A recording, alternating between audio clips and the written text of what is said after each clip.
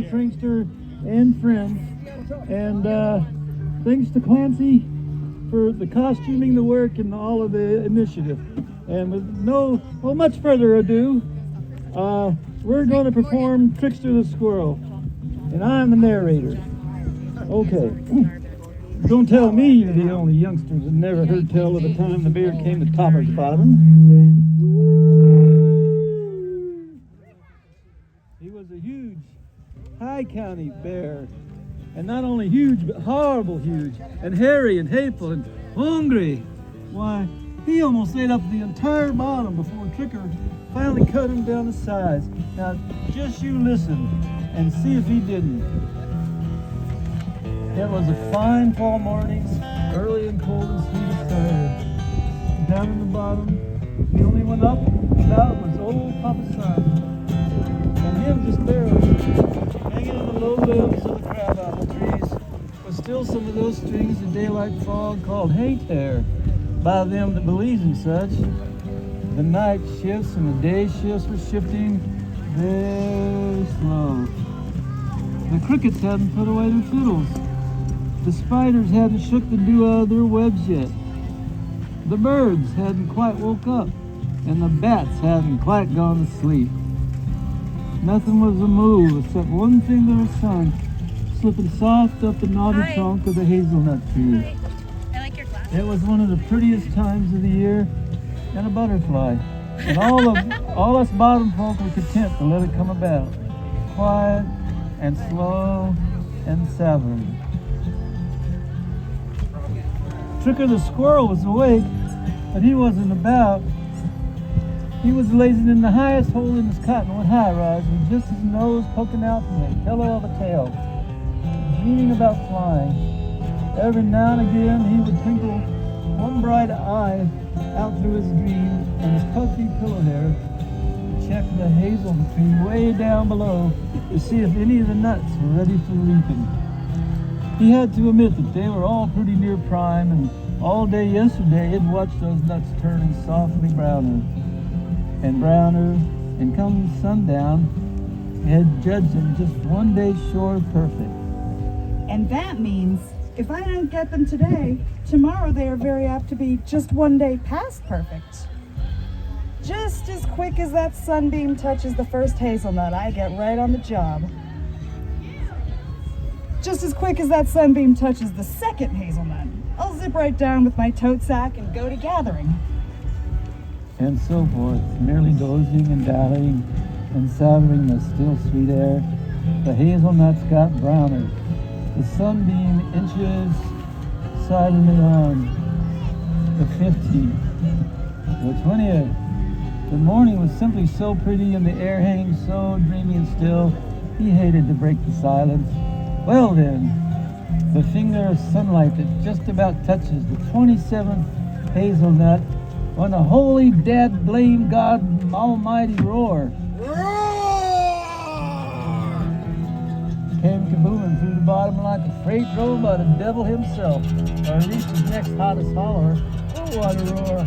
Oh, no, not just loud and long, but high and low and chilling and fiery all to once. The hate hair and the spiderwebs all froze stiff. It was that chilling. While the springs boiled dry and the crab apples burned black from the hell heat of it, even way up in Tricker's tall, tall tree, the cottonwood leaves turned brown and looked ready to fall still weeks before their time. Moreover, that row had startled Tricker out of his snooze so sudden that he stuck, startled halfway between the ceiling and the floor and hung there, petrified, spraddle-eagled, spellbound, stiff in midair with eyes big as biscuits, and every hair standing and stabbing him straight out like quills on a puffed-up porcupine. What in the name of 60 cyclones was that? A dream gone nightmare? It is like a dream, with a little nightmare noise thrown in. Like a floating and flying dream. Except when you get real bumps, it must be a real floor. The roar shakes the cottonwood from root to crown till a critter can hardly stand. Tricker crawls cautious across the floor on his sore knees and very cautiously sticks his nose out, and very cautious, cranes over to look down into the clearing below. Again I say, roar! The sound made Trickster's ears ring, and his blood curdle, and the sight he saw made him wonder if he was still dreaming. Bumps or no? I'm Big Double from the high ridges, and I'm double big, and double bad, and double hungry. It was a bear, a grizzly bear. So big and hairy and horrible it looked like two biggest, baddest bears in the Ozark had teamed up just to make one. Again I say, hungry! And I don't mean lunchtime, snack time, little time hungry. I mean grumpy, grouchy, bedtime, big time hungry. I live big and I sleep big. When I hit the hay tonight, I got 6 months before breakfast. So I need a supper the size of my sleep. I need a big belly full of fuel and a lay-by fat to fill my full-time furnace and stoke my 6-month snore. When the bear opened his mouth, his teeth looked like stalactites in a cavern. When he swung his head around, his eyes looked like a double-barrel shotgun going off right beside you. I ate the high hills bare as a bone, and the foothills raw as a rock.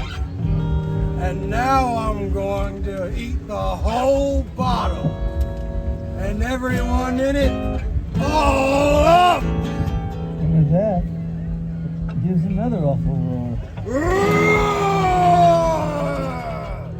And he raises his paws high above his head, stretching his toenails straight out like so many sharp, shiny hay hooks, and then rams down, sinking his claws clean out his side in the ground, and with an evil snarl,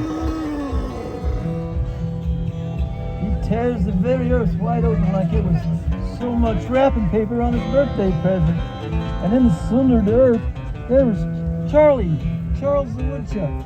His bedtime split half in two. His bedstead busted up beneath him, and his bedspread pulled up to his quivering chin.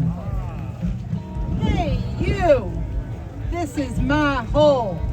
What are you doing breaking into my home and hole? I'm Big Double from the high wild hollers, and I'm loading old Laura up for one of my double long winter naps. Well, you just go larding up someplace else, you high hills hollerer. This ain't your neck of the woods. Son, when I'm hungry, it's all Big Double's neck of the woods. And I am hungry. I ate the high hills raw and the foothills bare.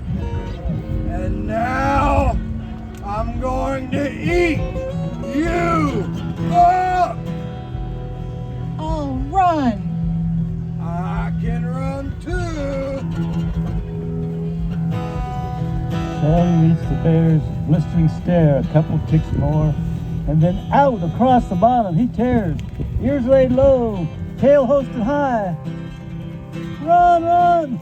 And little feet hitting the ground, 66 steps a second fast. But the big old bear, with his big old feet, nearly takes 1, 2, 3 double big steps and overtakes Charlie and snags him up. Run out of here, Charlie. Come on outside, Charlie. Let's see you run. Come on, Julie. You got to run out here. Jump up. You missed your cue, Charlie. All right, well, so he overtakes Charlie and he snags him up and he swallows him down, hair, hide, and all. Yep, that booger truly can run. The bear then walks down the hill to the big barren boulder by the creek, where Long Gorillas the rabbit lives. He listens a moment, his ear to the stone. Then he lifts one of them size 50 feet, as high as the double big legs can hoist it, lifted like a huge hairy pile driver, and with one stomp turns poor Long Gorillas granite forest into a sand pile all over the rabbit's breakfast table. You Ozark clodhopper! This is my breakfast, not yours!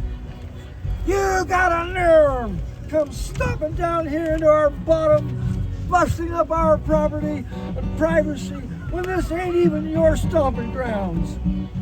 I hate to tell you, cousin, but I'm Big Double, and all the ground I stomp is mine.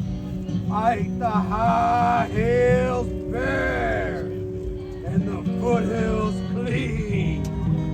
I ate the woodchuck that run, and now I'm going to eat you. I'll run. I can run too.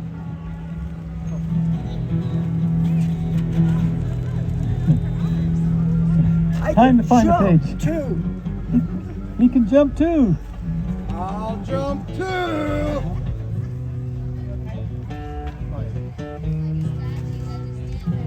Long Gorilla Woody looks back a couple of trips. Then out across the territory rips the rabbit. A cloud of sand boiling up from his heels like dust from a motor scooter, scooping up a steep dirt road. But right after him comes the bear, like a loaded log truck roaring down a steeper one.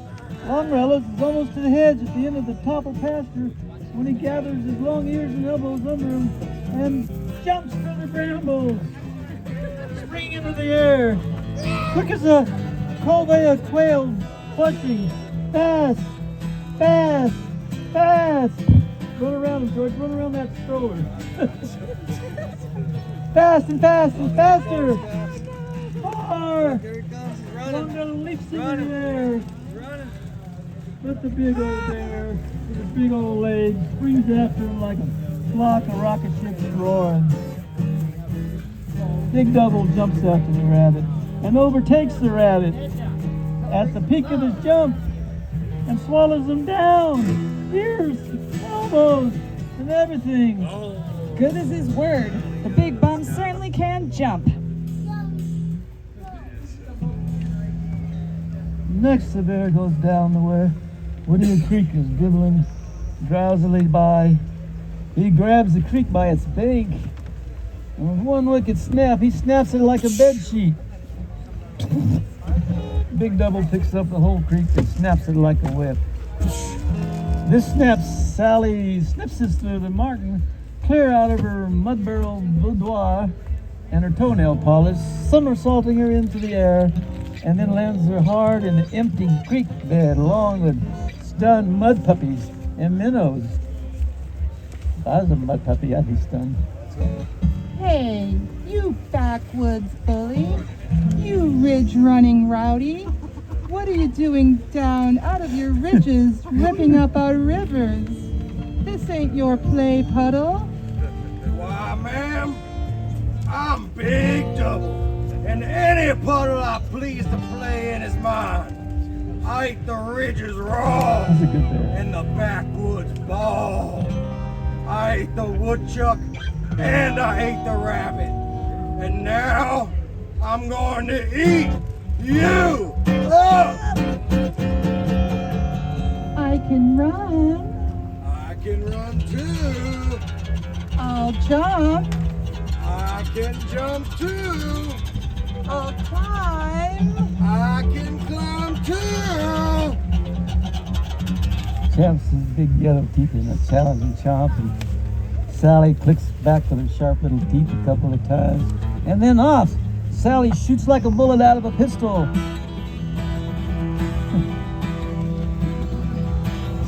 Sally dashes away.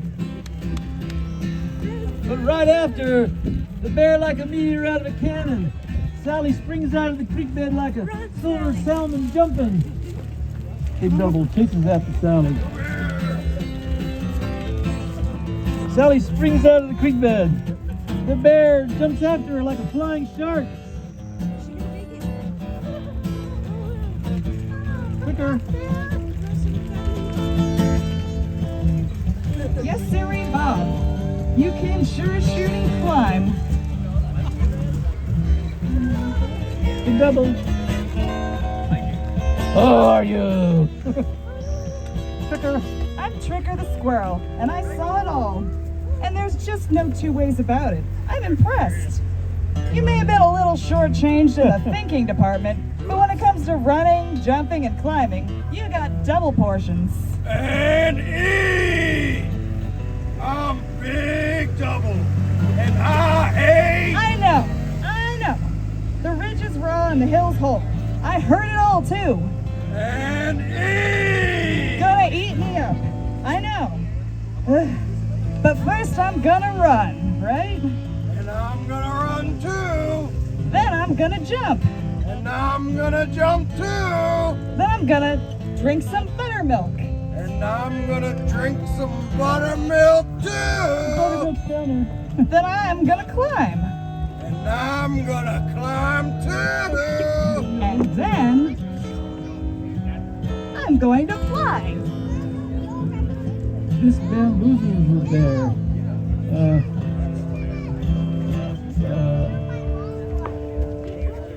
For a second, he furrows his big brow. But everybody, even short-changed grizzly bears named Big Double, know that red squirrels can't fly. Not even red squirrels named Tricker. Well then, when you fly, I'll fly too. We'll see about that.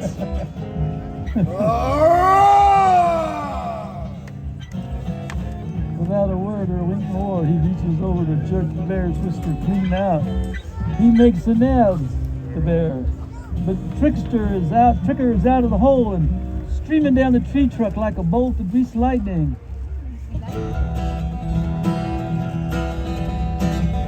Tricker streaks out of his hole and down the trunk of the tree. The bear thundering behind him, leaner and madder than ever. Big Double races down the tree trunk after Tricker. Boy, that Tricker was quick. Tricker streaks across the bottom towards the topple farm with the bear storming right on his tail. Tricker races across the bottom. Big Double races after Tricker. When he reaches the milk house where Farmer Popple cools his dairy products, he jumps right through the window. Tricker jumps through the milk house window. The bear jumps right through after him. Big Double jumps through the window after Tricker. Tricker hops up on the edge of a gallon crock and begins to guzzle up a cool, thick buttermilk like he hadn't had a sip of liquor for a month. Tricker jumps up on the edge of a large crock and begins to drink the contents. The bear knocks him aside and picks up the whole crock and sucks it down like he was ending a 7-year drought. I'm Big Double, and I ate the high hills. I know. Let's skip the roaring and get right down to the last part. After I run and jump and drink buttermilk, I climb. I climb too. And I fly. And I'll fly too. So, back out of the milk house jumps Tricker, and off he goes, dusting back towards his cottonwood like a baby dust devil with the bear huffing right at his heels like a full-blown tornado.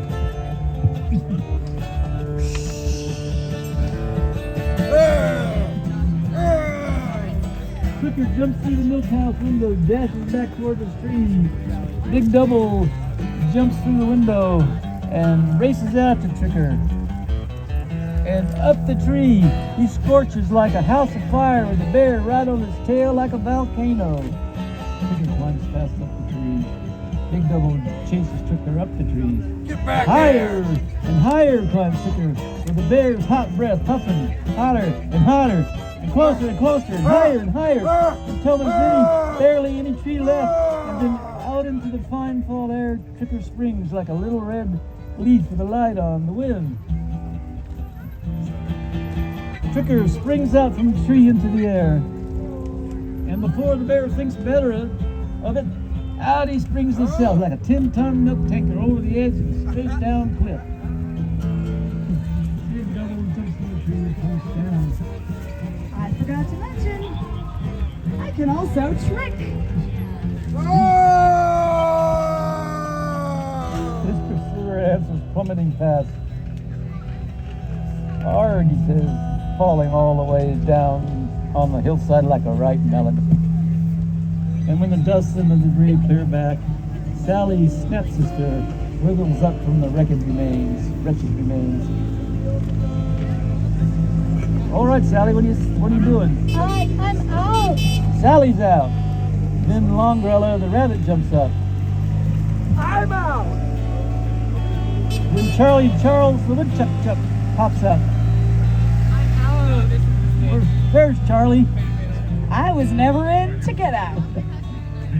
Tricker swinging high in the sunny branches, where the hazelnuts are just about perfect grins. And everybody laughed, and the hazelnuts got more and more perfect, and the buttermilk just rolled down the hill. The end.